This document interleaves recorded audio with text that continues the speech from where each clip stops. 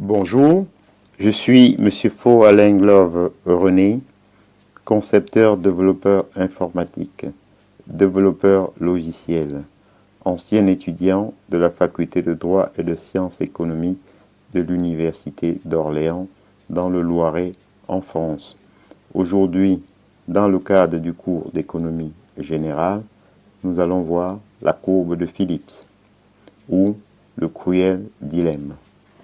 En 1958, un économiste néo-zélandais, William Phillips, 1914-1975, se fondant sur des analyses empiriques, met au jour une relation entre taux de chômage et taux d'inflation. Les deux mots apparaissent comme alternatifs. Un fort taux de chômage s'accompagne d'un faible taux d'inflation. Et un fort taux d'inflation s'accompagne d'un faible taux de chômage. Ainsi, atteindre tous les objectifs du carré magique paraît impossible.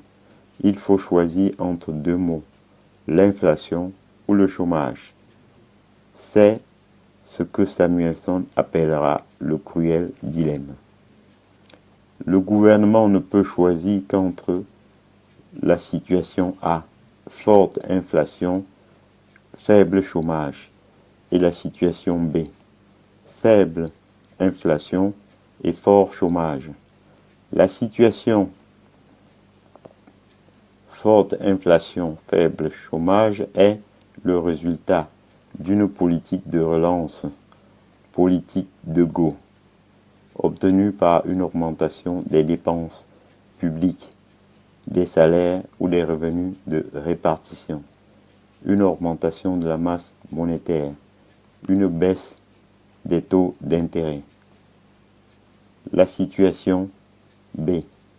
Faible inflation, fort chômage est celle d'une politique de stabilisation, politique de stop, obtenue par la réduction des dépenses publiques, le freinage des salaires, et celui de la hausse de la masse monétaire, notamment par l'augmentation des taux d'intérêt.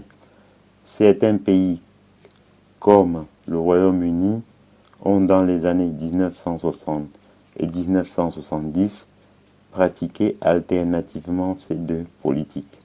On parle alors de politique de stop and go. Le scénario était le suivant. La hausse du chômage provoquait le mécontentement des syndicats. Le gouvernement pratiquait une politique de relance qui déclenchait une reprise de l'inflation et une détérioration de la balance commerciale.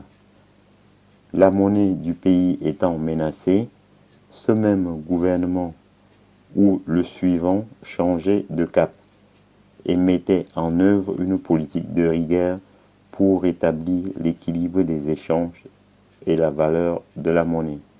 Ainsi, j'en ai donc terminé avec la courbe de Phillips ou le cruel dilemme. Je vous en remercie. Bonjour.